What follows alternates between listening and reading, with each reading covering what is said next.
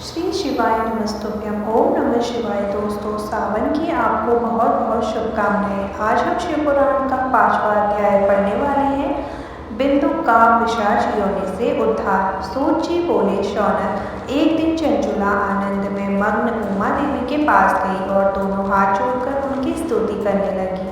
चंचुला बोली, हे गिरिराज नंदिनी स्कंद माता उमा, आप सभी मनुष्यों एवं देवताओं का द्वारा पूज्य तथा समस्त सुखों को देने वाली हैं। आप शुभ स्तंभु प्रिया हैं, आप ही सगुणा और निर्गुणा हैं। हे सच्चिदानंद स्वरूपिणी, आप ही प्रकृति की पोषक हैं। हे माता, आप ही संसार के सृष्टि पालन और संहार करने वाली हैं। आप ही ब्रह्मा विष्णु और महेश को उत्तम प्रतिष्ठा देने वाली परम शक्ति हैं। सूत जी कहते हैं, शौनक सत्य प्राप्ति। चंचुला इस प्रकार देवी की स्तुति कर शांत हो गई। उसकी आंखों में प्रेम के आंसू उमड़ आए। तब शंकर प्रिया भक्तवत्सला उमा देवी ने बड़े प्रेम से चंचुला को चुप कराते हुए कहा, सखी चंचुला, मैं तुम्हारी स्थिति से प्रसन्न हूँ। बोलो, क्या वर मांगती हो? चंचुला बोली, हे गिरिराज कुमारी, मेरे पति बिंदु इस समय कहाँ हैं? उनकी कैसे हुई मुझे बताइए। उपाय कीजिए, कुछ उपाय कीजिए ताकि हम फिर से मिल सके। हे महादेवी, मेरे पति एक शूद्र जाति वैश्य के प्रति आसक्त थे और पाप में ही डूबे रहते थे। गिरिजा बोली, बेटी, तुम्हारा पति बिंदु बड़ा पापी था। उसका अंत बड़ा भयानक हुआ। वैश्या का उपभोग करने के कारण वह मूर्ख नरक में अनेक वर्षों तक अनेक प्रकार के दुख भोगकर अवशेष पाप भोगने के लिए विंध्य पर्वत पर पिशाच की योनि में रह रहा है।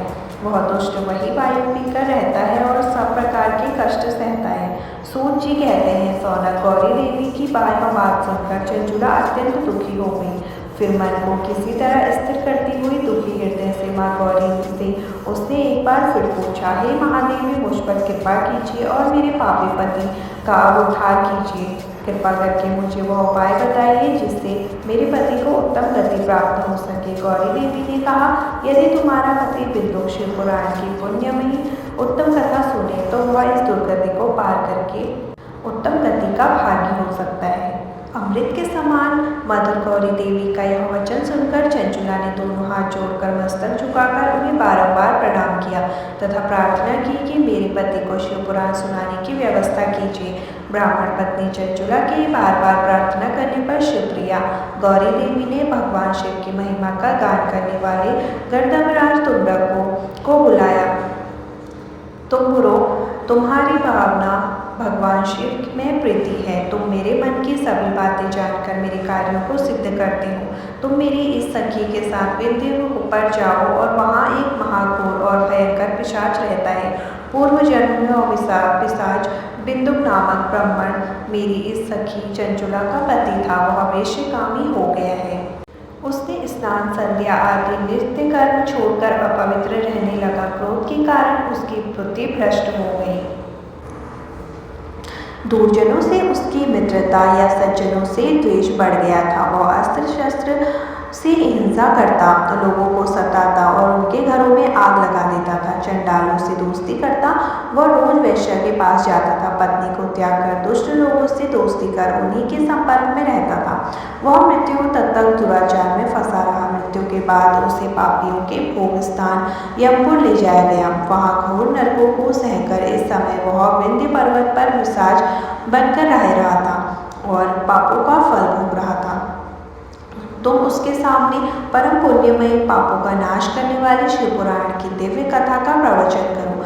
इस कथा को सुनने से उसका हृदय सभी पापों से मुक्त होकर शुद्ध हो जाएगा और वह प्रेत यानी योनि से मुक्त हो जाएगा। दुर्गति मुक्त होने पर उस बिंदु नामक पिशाच को विमान पर बिठाकर तुम भगवान शिव के पास ले आना। सूत जी कहते हैं, शौनक, माँ उमा का आदेश पाकर गर्दभराज तुम्बरो प्रसन्नतापूर्वक अपने भाग्य की सराहना करते हुए चंचला को साथ लेकर विमान से पिशाच के निवास स्थान विंध्य पर्वत गया। वहां पहुंचकर उसने उस विकराल आकृति वाले पिशाच को देखा। उसका शरीर विशाल था, उसकी ठोड़ी बड़ी थी।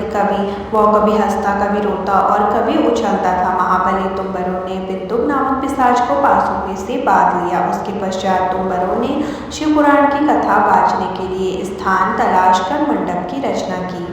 शीघ्र ही इस बात का पता लोगों को चल गया कि एक पिशाच के उद्धार हेतु देवी पार्वती की आज्ञा से तुम्हें शिव पुराण की अमृत कथा सुनाने विंध्य पर्वत पर आया है।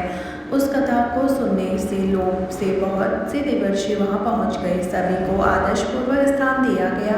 पिशाच बिंदु को पाशों में बांधकर आसन पर बिठाया गया और तब तुम्बरों ने परम उत्तम शिव पुराण की अमृत कथा का गान शुरू किया। उसने पहले विद्वेश्वर संहिता से लेकर 7वीं वायु संहिता तक शिव पुराण की कथा का स्पष्ट वर्णन किया।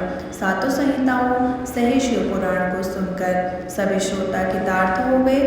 परम पुण्यमय शिव पुराण को सुनकर पिशाच सभी पापों से मुक्त हो गया और उसने पिशाच शरीर का त्याग कर दिया। शीघ्र ही उसका रूप दिव्य हो गया, उसका शरीर गौर वर्ण का हो गया, शरीर पर श्वेत वस्त्र एवं पुरुषों के आभूषण आ गए। इस प्रकार दिव्य देहधारी होकर बिंदु अपनी पत्नी चंचुला के साथ स्वयं भी भगवान शिव का गुणगान करने लगा। उसे इस दिव्य रूप में देखकर सभी को बहुत आश्चर्य हुआ। उसका मन परम आनंद से परिपूर्ण हो गया।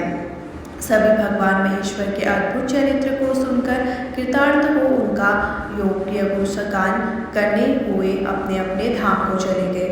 बिंदु अपनी पत्नी चंचुला के साथ विमान में बैठकर शिवपुरी की ओर चल दिया।